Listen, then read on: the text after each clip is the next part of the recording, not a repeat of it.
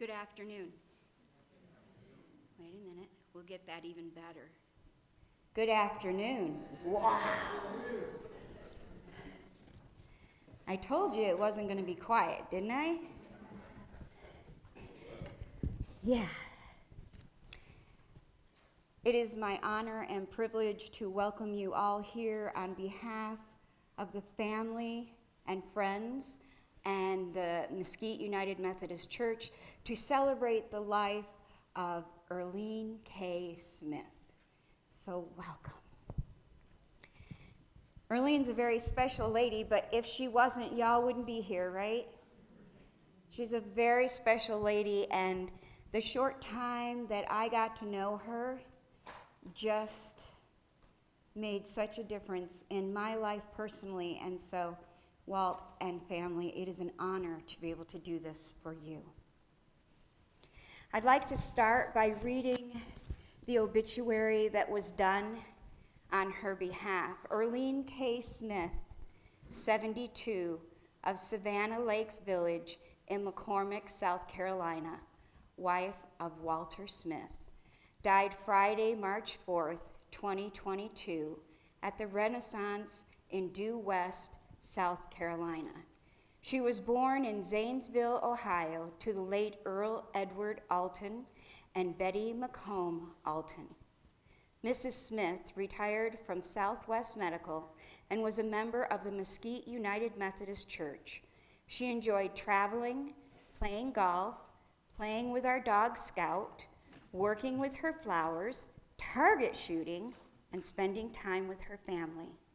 Surviving Mrs. Smith is her husband Walter of the home, 2 children, Chance Carden and Shannon Smith, a brother Barry Alton, and 2 sisters Joyce McDonald and Cheryl Hicks.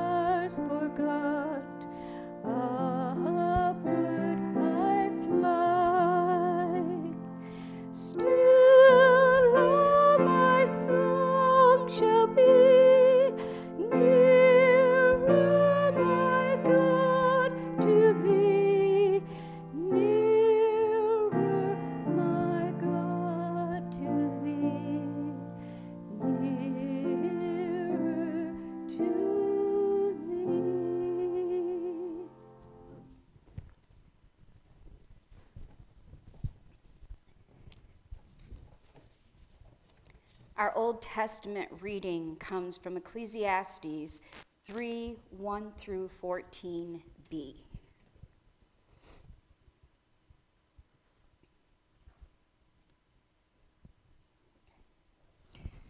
For everything there is a season, and a time for every matter under heaven, a time to be born and a time to die, a time to plant and a time to pluck up what was planted, a time to kill and a time to heal, a time to break down and a time to build up, a time to weep and a time to laugh, a time to mourn and a time to dance. There is a time to throw away stones and a time to gather stones together, a time to embrace and a time to refrain from embracing, a time to seek and a time to lose, a time to keep and a time to throw away, a time to tear and a time to sow, a time to keep silence and a time to speak, a time to love and a time to hate, a time for war and a time for peace. What gain have the workers from their toil? I have seen the business that God has given to everyone to be busy with. He has made everything suitable for its time. Moreover, he has put a sense of past and future into their minds. Yet they cannot find out what God has done from the beginning to the very end. I know that there is nothing better for them than to be happy and to enjoy themselves as long as they live. Moreover, it is God's gift that all should eat and drink and take pleasure in all of their toil. I know that whatever God does endures forever. We will now sing a hymn together. Number 314 in the hymnal, In the Garden. And let's see, the front row is going to need some hymnals. I don't think you have them. Let me catch you some.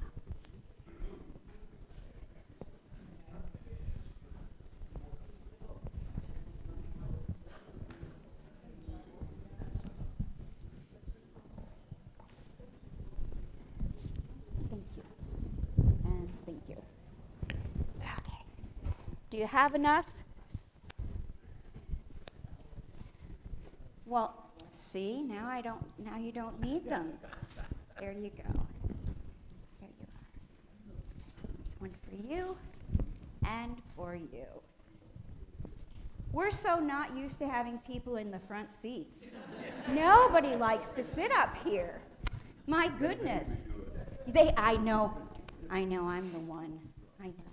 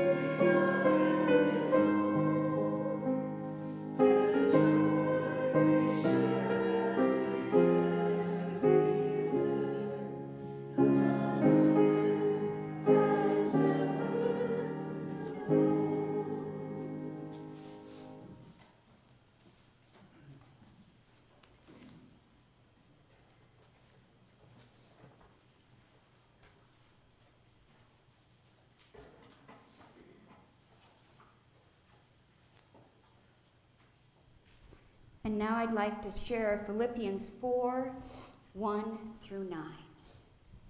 Therefore, my brothers and sisters whom I love and long for, my joy and crown, stand firm in the Lord in this way, my beloved. I urge Euodia and I urge Syntyche to be of the same mind in the Lord. Yes, I ask you also, my loyal companion, help these women, for they have struggled beside me in the work of the gospel, together with Clement and the rest of my co-workers, whose names are in the book of life. Rejoice in the Lord always. Again, I will say, rejoice. Let your gentleness be known to everyone. The Lord is near.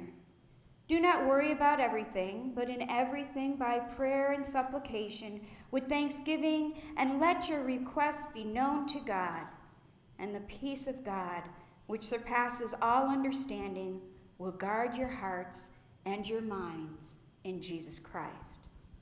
Finally, beloved, whatever is true, whatever is honorable, whatever is just, whatever is pure, whatever is pleasing, and whatever is commendable, if there is any excellence, and if there is anything worthy of praise, think about these things. Keep on doing the things that you have learned, and the things that you have gone by, and received and heard and seen in me, and the God of peace will be with you.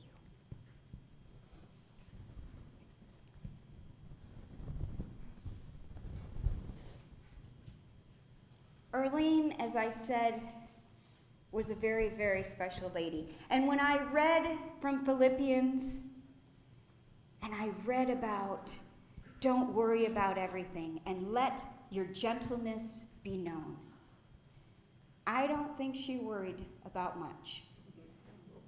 I do know that she did worry about Walt. Every Sunday when she would leave, from the time I met her until the day that they left to go to South Carolina, she would make sure that Walt went out first. And then she would come up and she'd call me very close, and she'd whisper in my ear and say, "He won't tell you, but my husband's hurting. Please pray for him." Every single week. His shoulder was hurting. And she knew that, and she knew that prayer made a difference.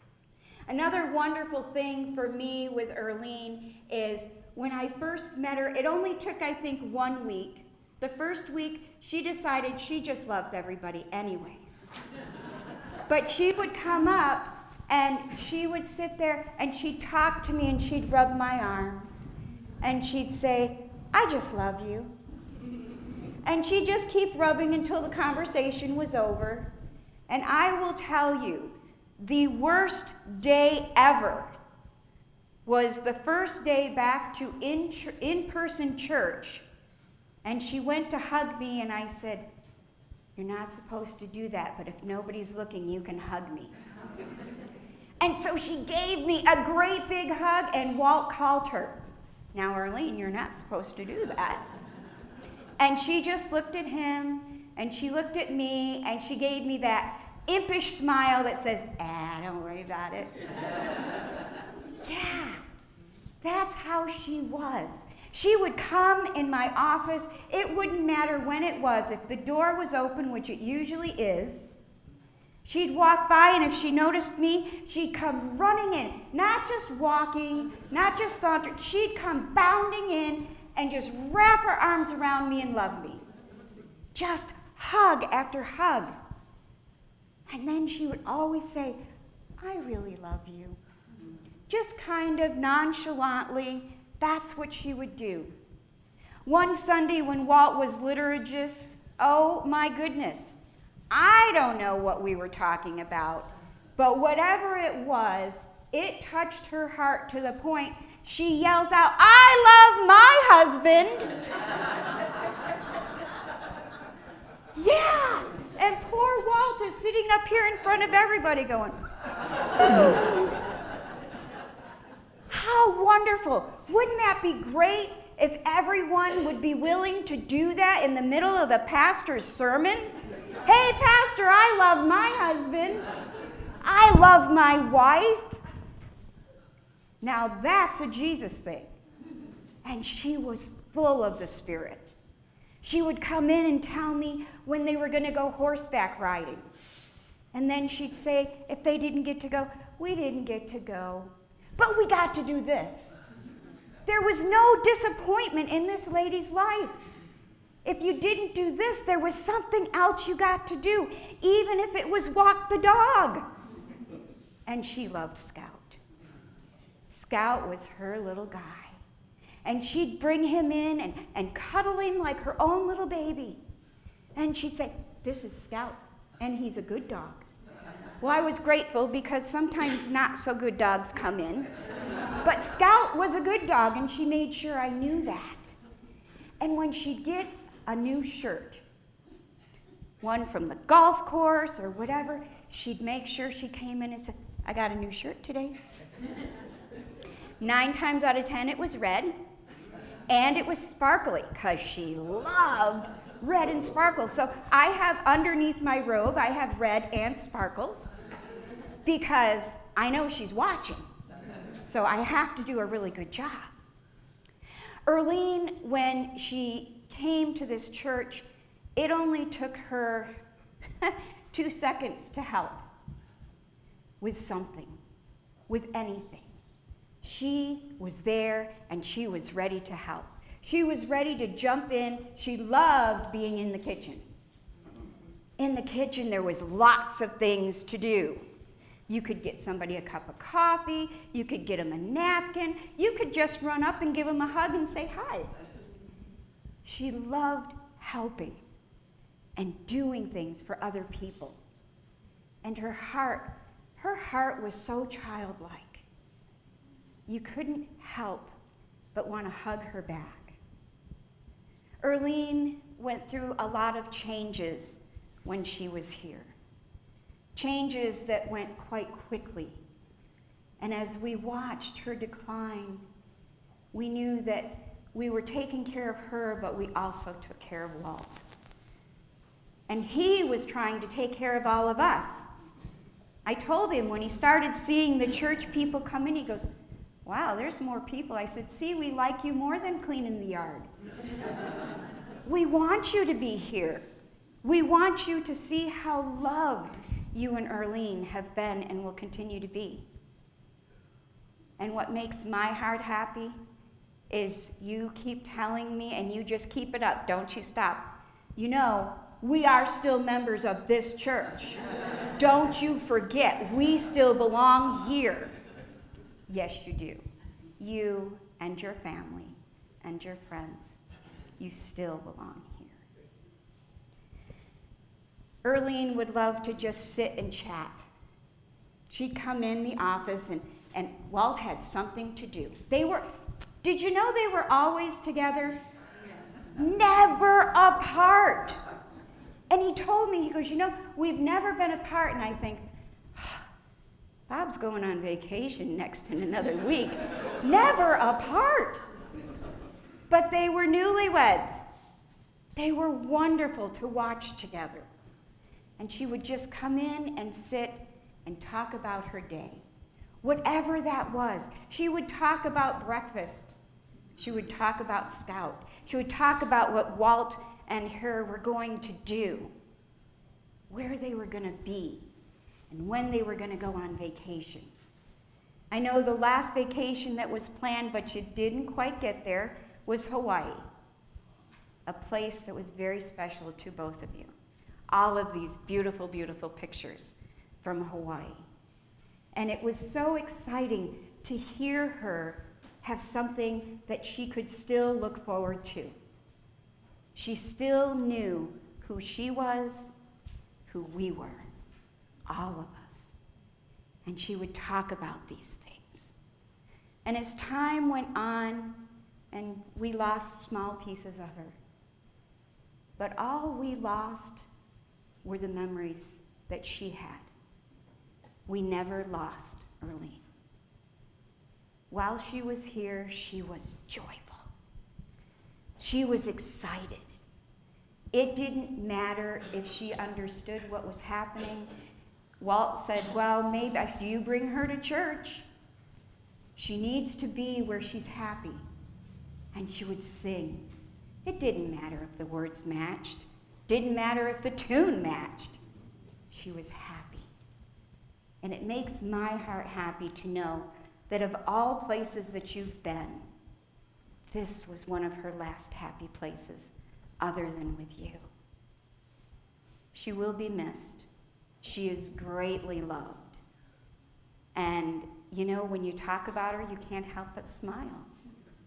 I feel a little guilty. Everyone has sad faces because we've lost her from this earth. But you can't say Earlene without smiling. Because that's the gift that she gave each and every one of us. A gift that we should hold on to now and always. Those are a few of my memories to start things out. Walt, would you like to come up? Yes, please, thank you. Mind if I use this? I would love for you to use this.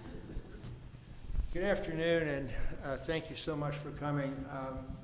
Pastor Wendy,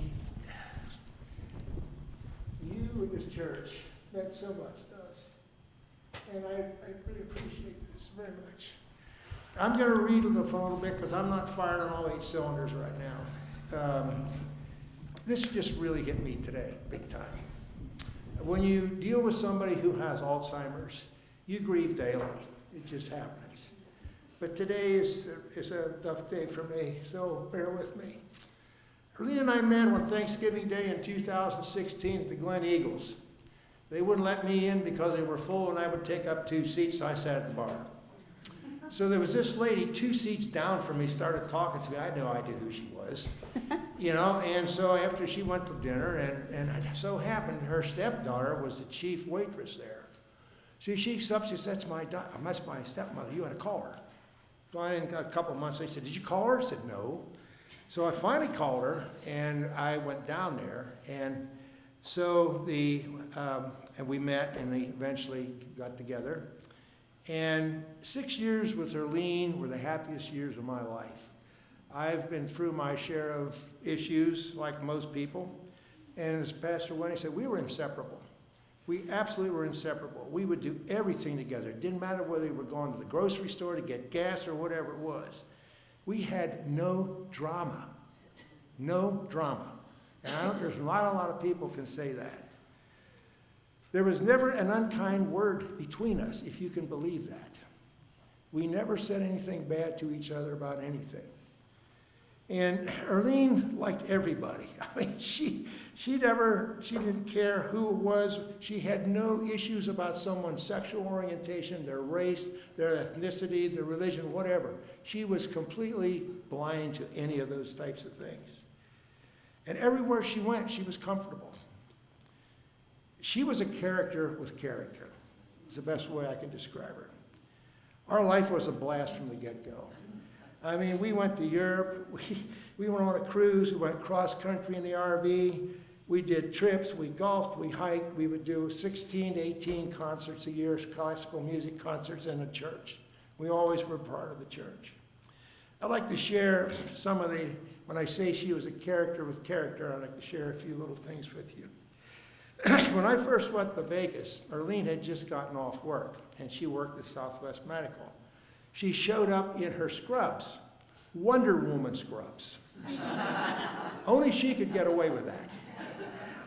I'll never forget that. I said, well, how do you do that? She said, oh, they don't care. You know, I can just imagine her when a patient would come in, how she would react to that.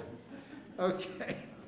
Well, one of the things I discovered about Earlene, she has absolutely the worst sense of direction of any human being I've ever been around. And I think it's hereditary. Brittany? Shannon? Okay, yeah. So we decided we're going to go on a hike. So we go up the Tahoe Rim Trail. We go on this hike. We hit snow. So we kept on going. Now, I've done a lot of hiking up there, a lot of hiking. And this was my first adventure with her. So I thought, okay, do you know the way down? She said, oh, yeah. So I said, I don't think that's the right way. So we tried another route. So we now lost the trail completely, and it's snow. So I said, oh my God, well, I got to get out of here. So what we did, we drove down, walked down through a hollow till I heard traffic, and finally got our way out of there. But I'll never forget that. Boy, I never trusted her for any kind of thing after that.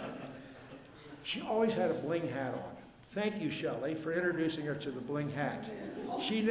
And she never went anywhere without that red one.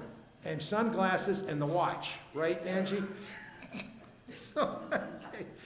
We went to, on the Alaska cruise, we went to Denali. And one of the pictures you'll see up here, we're in this chuck wagon, or this Conestoga wagon, and Earlene all of a sudden gets up out of her seats and stands up in her front and starts entertaining the entire wagon. You know, it's like, I didn't know what was going on. I just sat there and watched, you know, like I do a lot of times. And we'd go to the Golden Knights game. She loved hockey. I wish I would have brought her flirty jersey here and her bling hat. But anyway, we'd go to the hockey game, and she'd be talking to people she'd never met before, you know, and they're talking about hockey or whatever it was.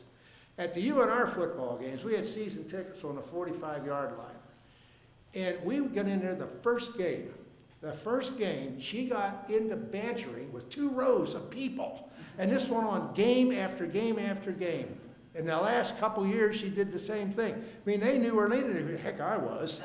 But she was the one, you know, the crazy woman that would talk about all kinds of crazy stuff. So, anyway.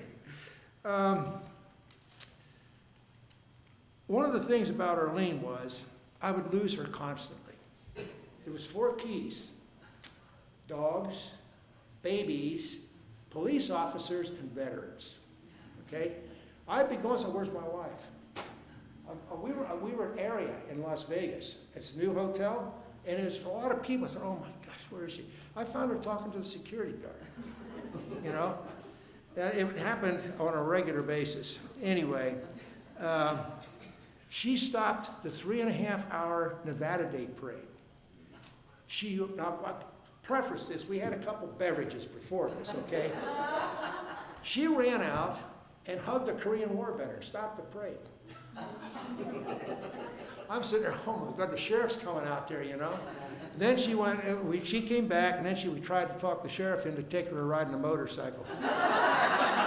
Kenny Furlong's there. We knew Kenny. He's just kind of laughing. It's okay. So, then we were at the Republican Women's Breakfast up at the governor's mansion before at the Nevada Day Parade. So in walks Governor Sandoval. Guess what Earlene did? Ran up, gave him a hug. He's laughing. Sandoval's laughing. We got a picture. You'll see it up there. And then I'm talking to Adam Laxalt, who's running for governor. And I'm talking to Adam. I said, what happened to Earlene? I looked there. Here's Earlene holding Laxalt's baby, talking to his wife. You know, it's like, ay.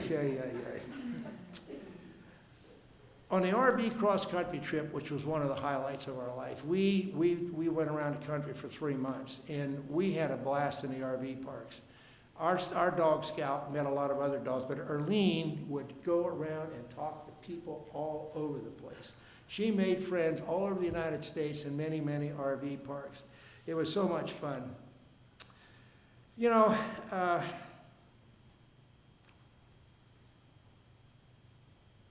one of the funniest things, we were in Vienna, and we were traveling with the Tahoe Symphony Orchestra. And there was 2 young women that she just kind of adopted. One was, you'll see a picture, they were drinking champagne in a huge abbey outside Vienna. And the one was a cello player and the other was a soprano. So she just kind of took them under her wing. And it was really quite a lot of fun. And every time we'd go to a concert, she was right there with them. But the funniest part was, we were traveling with the great Elizabeth Pitcairn, who's a very statuesque, beautiful woman, who plays the red violin that the movie was made about. It's a $16 million Stradivarius.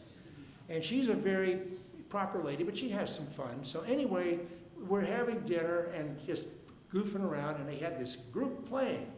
The next thing I know, my wife and Elizabeth Pitcairn are up on the stage doing the can-can.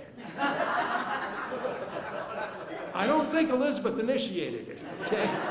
And pretty soon there's a whole bunch of other women up there doing the can-can. It was, oh my, we had so much fun. One of the things about her that she loved her family. And she talked about Shannon Bailey. You know, and she did. She really was a very close-knit family. Last night we had a get-together, which was worth a match to me. We had so much fun, and we all said, if Earlene was here, she'd be running around the table, you know? So anyway, I'm losing my mind here. Oh, in mid-2020, Earlene was diagnosed with dementia. And it really took hold of her, and she went down fast, as you all know. And talking to a lot of people, she went down faster than and most people would. I know that near the end, I would go talk to her, and she would be blank. She knew I was somebody she should know. But then a couple of times, she'd put her hand on my cheek, say, how's your shoulder? Because it's all ruined, I got bone on bone, it's a mess, and I'll get it fixed one of these days. But anyway, she was, you know, she just was always like that. She was the most loving, caring person. There's many more things I could say, but to summarize, Earlene was a total delight. She made me a better person, and I always love her no matter where my life takes me.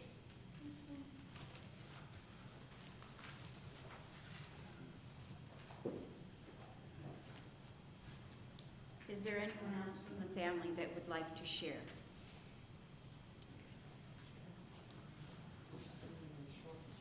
If you're comfortable, you can stand there or you can come here.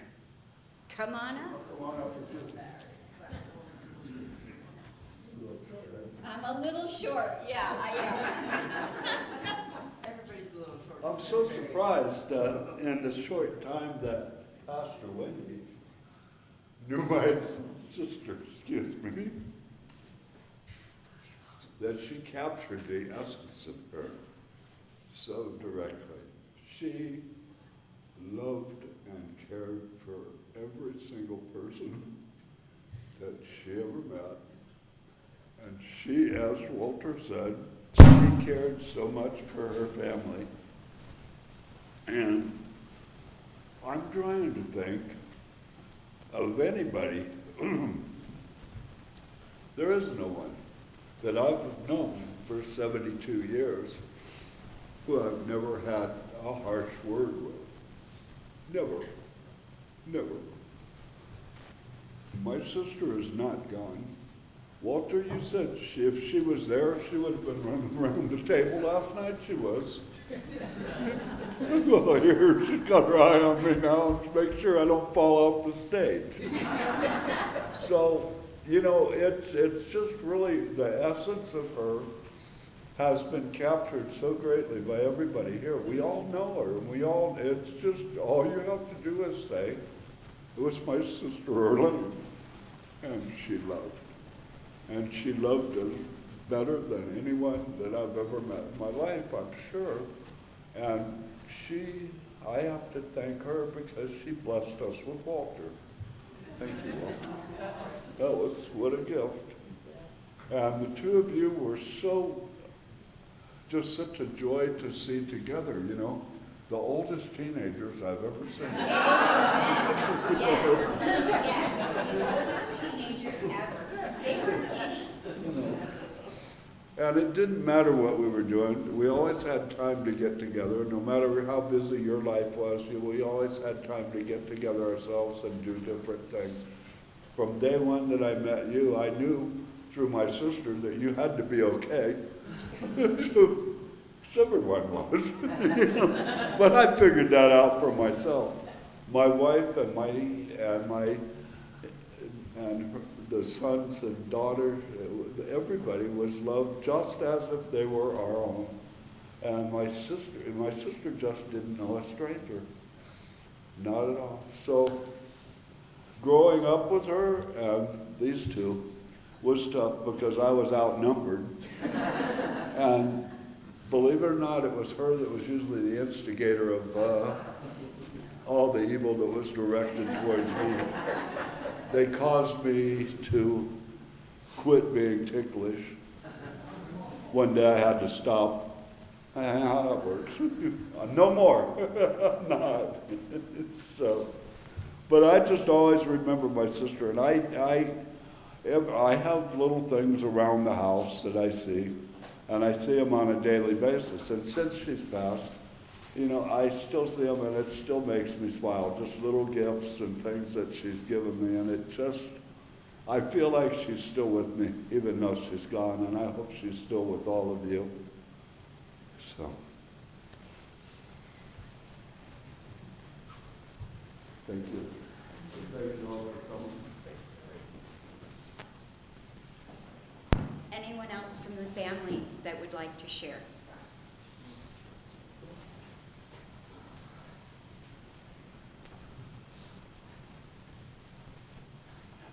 Wow.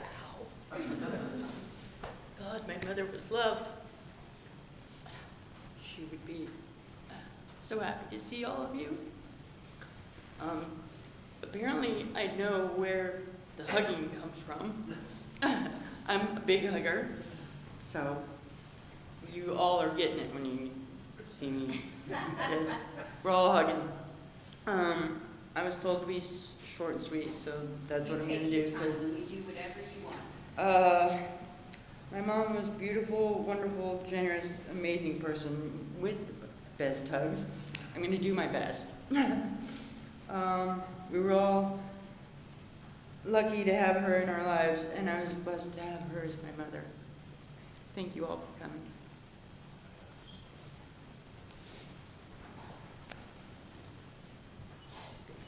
Anyone else from the family?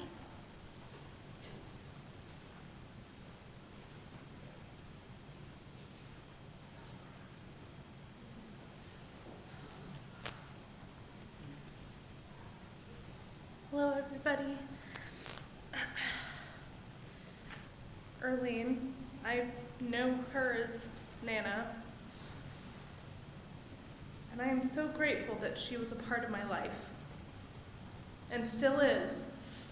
A lot of my character, I feel like, was built by her. She told me that I was basically sunshine incarnate, and I feel like I got it from her. And of course, my mother. And as difficult as her passing has been, I feel so thankful that you all have experienced everything that she had to offer. Her love, her kindness, her unyielding spirit. And I hope that all of you will take a little inspiration from her in your daily lives and continue to embody that sunshine and that love. And I appreciate you all being here. Thank you. Anyone else from the family?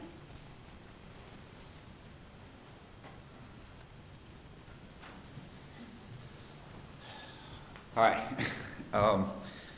I wish I'd known Earlene longer than I did. I actually only got to meet her, a handful of times that they would come and visit in Pennsylvania. And the first time I met Earlene was at my restaurant, and she came in the door, and Dad was like, "That's Kurt," and she was like, just ran across the restaurant and just hugged me to where I thought she was going to break my ribs, and just hung on and hung on. I was like, "Well, hello." He's like, "Nice to meet you." And ever since, and then that same night, they were staying at the hotel down the street, and I walked down to the hotel with them, and she just hung on my arm and laid her head on my shoulder and was just like, "You are the best." And I was like, "Thank you, Earlene." And she was just so full of love. I've been around the country a lot myself and seen a lot of people, and she was just one of those souls that just unconditionally loved everything and everybody, and I will miss hearing her and having her in my dad's life. She really did. He's a better person now than and because of her. So, and just to say that something I've always kept in my mind is, it's not the days in our lives, it's the life in our days. And she wasn't here long enough, but there was a lot of life in those days.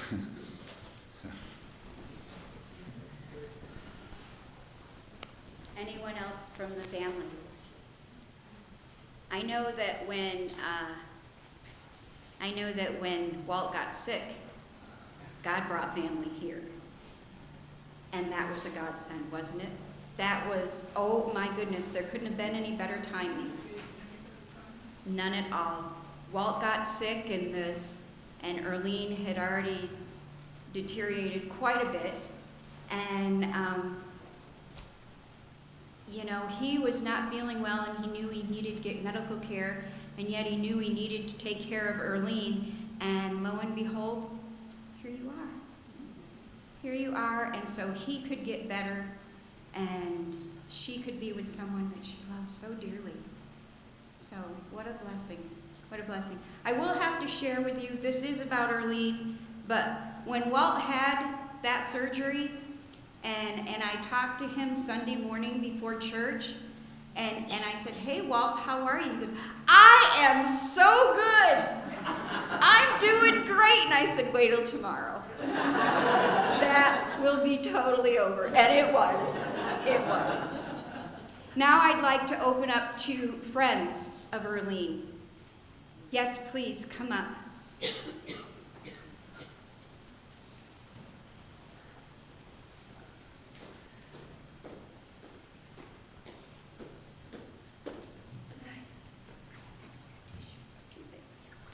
Well, I'm a blubbering mess today. Please forgive me.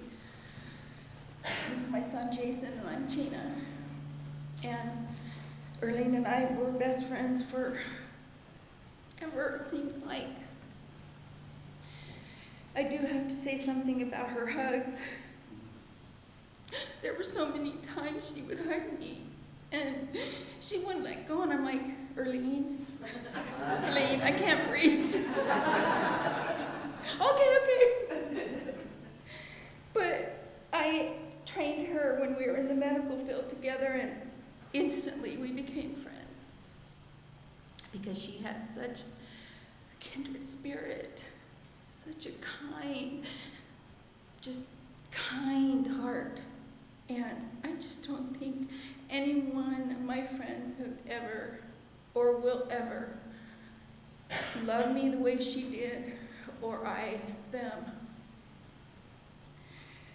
I remember, one time she came up to visit me in California after I moved to California. And we decided we were going to go to the beach because you all know that was her favorite thing to do, was the beach, the ocean. She loved Hawaii. And we decided to go, but that morning was a little bit cold. But we were still going to go because later on that day was supposed to be warmer. So we decided, we put our hats on, we put the convertible top down, put the heater on, so that we were comfortable going there, because we were not going to put the top down because that was just the way it was. But I have so many memories. We went through so many good and bad things together. We were always there for each other. Didn't matter what time of night it was. I'm gonna miss her so much.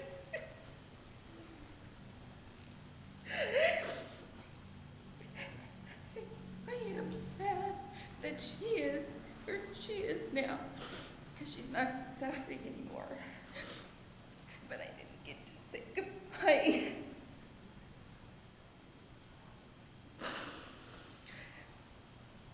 You guys have all been my family for so long. And I have to share with you when I was homeless for a night or two, one time in my life. Earlene took me in. And who else? Who else would have, you know? My son was in the Air Force, and so I'll always be grateful to her for that. Always. And this is our girl. I wrote a little thing that said, she will always be the sister of my soul and a friend of my heart. It didn't matter what I was going through, what she was going through, we were always there. And I just am thankful, and I'm thankful for you, because you made her so happy, and it was so good to know she was so happy. So I want to thank you all for always accepting me into your lives all these years. And God bless you all.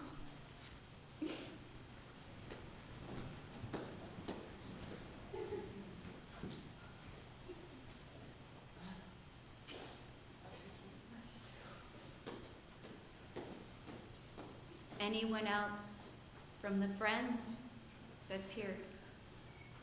Okay. Oh, your hand wasn't up? You were just... Me? No. No. No. She's rubbing. She's rubbing his head. It's like an auction. If I see your hand, you're it. Hi, I'm Angela.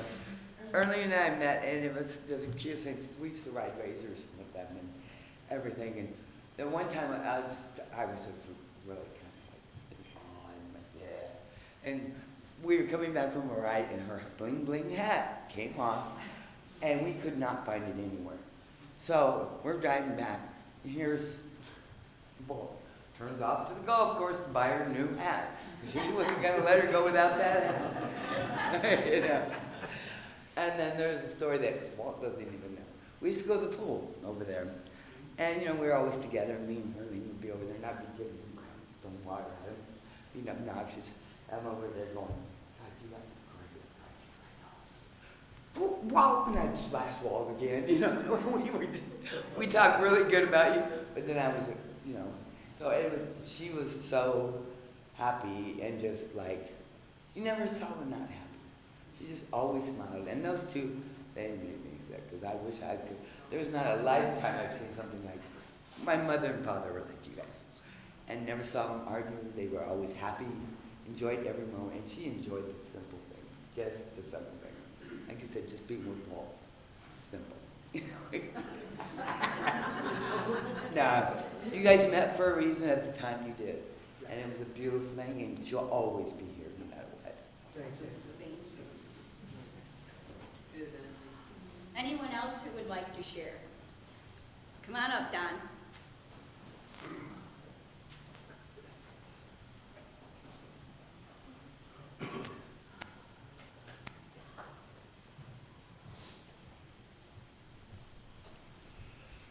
As we all know, Earlene was a wonderful lady. It's great to see so many people here, so many friends and family. I was actually the first one who met Walt and Earlene. We were getting this wall painted, and I was in here making sure it was getting done right. And they came through this door right here, and I walked through, unexpected. And so I met them, and they said, we're looking for a church. We're new in town. We're looking for a church. I said, well, you came to the right place. So they said, we'd like to speak with your pastor. Well, Pastor Wendy was out doing something else that day. So I showed them around the church, and they came back later, made an appointment, talked with Pastor Wendy, and the rest was history. They just jumped right in, got involved, did a lot of good things for the church, and they were amazing, absolutely amazing. Earlene was so wonderful, just a wonderful lady. She helped clean the church later when she needed something to do. We had her in here sweeping, vacuuming, and she loved to do that. And she did a lot of that. And so she did that. She was very helpful. She wanted to do what, like was mentioned earlier, she wanted to help whenever she could. She had such a big heart. And she was just wonderful. She was always joyful, always smiling, always cheerful. Whenever I'd see her, she'd come in the trustee office, she'd show me her shirt. She'd say, look at my shirt. Really pretty. And look at my shoes. Look at my fingernails. And so, she was just always so happy and bubbly and just smiling all the time. It was just infectious. It was wonderful. I'm going to tell you kind of a unique story. And I asked Walt if I could tell this story, and he said, yes, go ahead. Go ahead. And I tell it because it just kind of shows the joy in her heart and just what a good person she was. So we had an event going on here in the church right before they left. And if you've been to our restrooms, the men's restroom is here and the women's restroom is here, across from each other. So I had to go to the restroom, so I went in the restroom, and I noticed that somebody was in the stall. We have one stall in the men's restroom and 2 urinals. And so, anyway, no big deal. So I went to the urinal and I hear this humming. Somebody's humming a joyful song. Humming of joy. And I'm like, guys don't usually do that. They usually hum, and it's kind of high-pitched. I'm like, uh-oh. And so I finished, and I turned around, and as I turned around, that person, Earlene, is coming out of the stall, and she goes out in the hallway. She didn't see me, but I saw her. And so I went to Walt, and I said, hey, Walt, this is what happened. You might want to kind of keep an eye on her. She just made a wrong turn was all. She took a right instead of a left. But it's just a kind of an example of just her joy in her heart. She thought she was alone, and she was humming and having a good time and just enjoying herself. So that was a unique experience for me. And I thought I would share that. So, also remember very well, as you mentioned, we'd be in church and all of a sudden Mark would be up here at the liturgist and she'd say, I love you. And it's so good to hear that, even in church, so good to hear that. But we really miss Earlene. We miss you guys. We miss Walt. We knew we were going to. But we're glad that they were able to go to South Carolina for the last few months of her life. And we just hope that you and your family can be peaceful and at rest knowing that she's in heaven. Thank you, John. Thank you, Walt.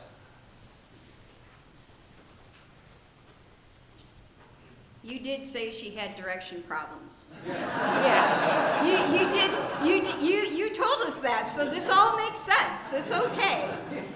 Oh, goodness. Anyone else who would like to share? Blanche? Yes. You want to share? I knew you were going to call me. Well, because you said. I did. You did. Just a very short thing. That's okay. But you know me, I love to talk. Hang on, guys. Oh, You think preachers like to talk? Oh my goodness. Thank you. Well, a few years ago, we had 2 fellowships, an early one and a later one. Well, I volunteered for the early one because nobody else wanted to get out of bed. So anyway, a very small group, maybe 10 people. And that's when I met Earlene and Walt. And it was wonderful because of the group being so small, we could talk and we got to know each other. And I found out her and I, we were both born in Ohio and so on and so forth. And then as things started to progress with her, they would sit right in front of us. And she always had her bling on. She had this beautiful sweater, white sweater with little sequins in it. And it was her. It was just a beautiful sweater. And I would always like to go up and sit behind her and put my hands on her shoulder, give her a little hug, say, how you doing today, Earlene? Oh, I'm okay. That smile says it all. I only regret in my life is that she isn't here long enough for me to get to even know her more, because the short time I knew her, she was such a blessing. So, Walt, you are also a blessing. So, and I pray that everything's going to be okay from you. Thank you.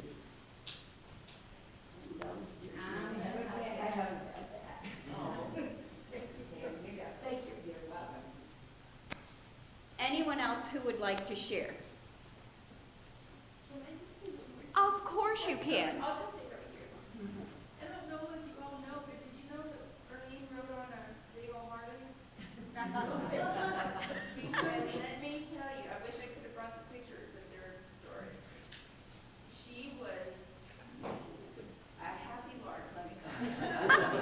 She rode, because I ride my own, so she rode on the back of me, and she just, like, Pete was hers. Oh, yeah. And I'm just looking over there smiling, and I'm like, hold on, Earlene. And it was so funny because she just was so excited to ride on that motorcycle. Mhm. And she just loved it. She just loved it. Just wanted you guys to know. She was adventurous. I can believe that. Yes. Absolutely. Anyone else who would like to share? These are wonderful stories. Don't stop sharing. Don't stop going to each other and calling or texting or email or however you communicate.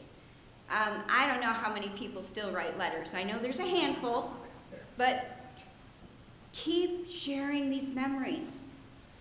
How can you let this infectious smile not be remembered all the time? She was just an amazing, amazing lady. And I personally, my life is fuller because of her. And so obviously, listening to all of you, your lives also are fuller because of this beautiful spirit that we got to be a part of. So thank you.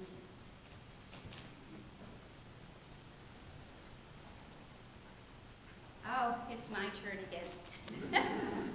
Wall had asked someone else to sing, and unfortunately, she had a prior commitment. And so I said, so Walt, she can't sing, so I can get someone else. And he goes, no. That thing's crazy. Absolutely no. He says, no, I just want you. And I went, okay. But actually, I love to do this, so thank you for the honor. Welcome. And if you know the song, which I know many of you do, you can join in. Wendy? Yes. Turn the mic on. Turn my mic on? Okay. How's that? All righty.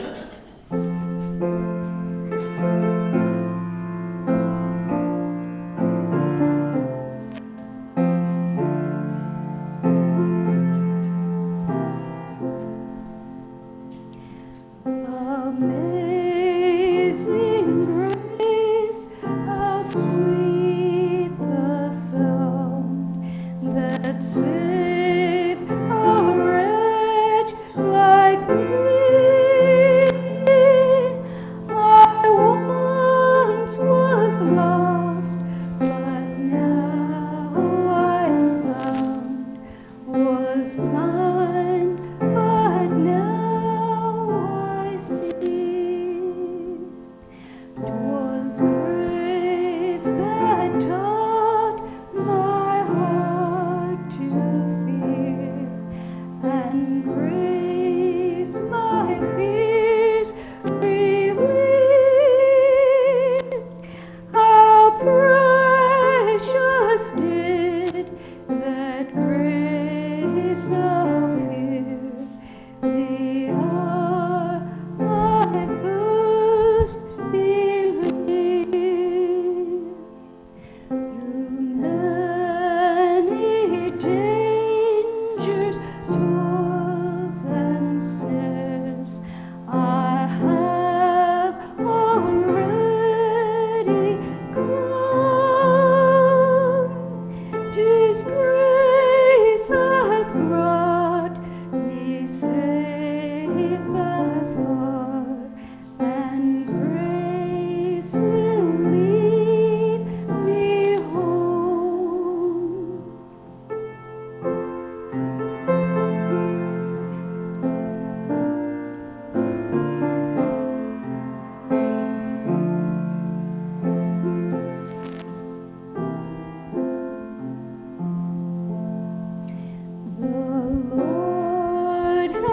promised good to me. His word my hope secures. He will my shield and portion be, as long as life endures. Yea, when this flesh and heart shall fail, and mortal life shall cease,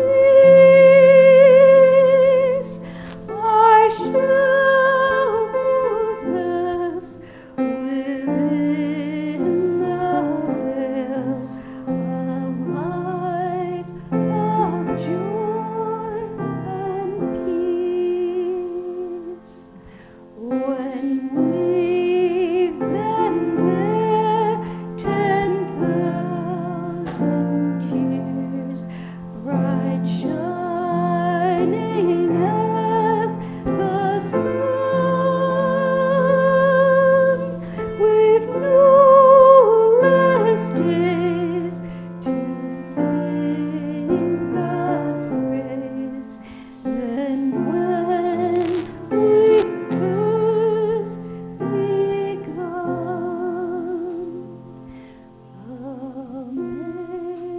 Amazing grace, how sweet the sound.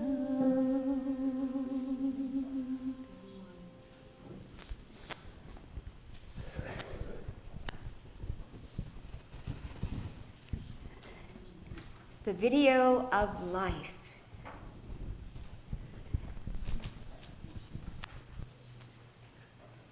Tell me, what does it look like in heaven? Is it peaceful? Is it free like they say? Does the sun shine bright forever? Have your fears and your pain gone away? 'Cause here on earth it feels like everything good is the same since you left. And here on earth everything's different.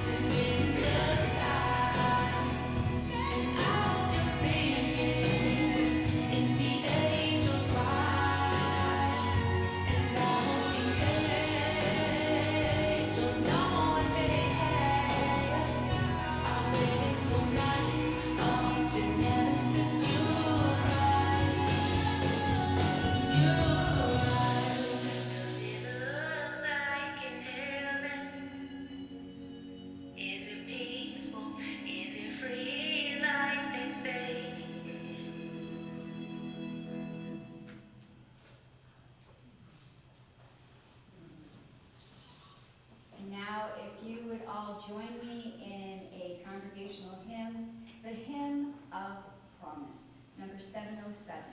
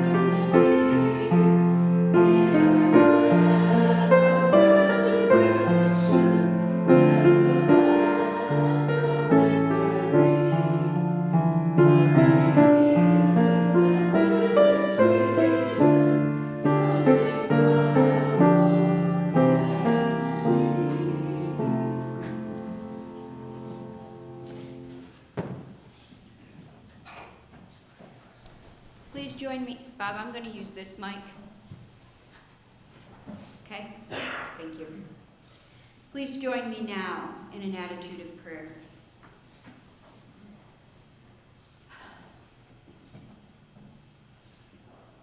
Holy God, Lord, we are going through such confusion with our emotions. We are so filled with joy when we think about our precious Earlene.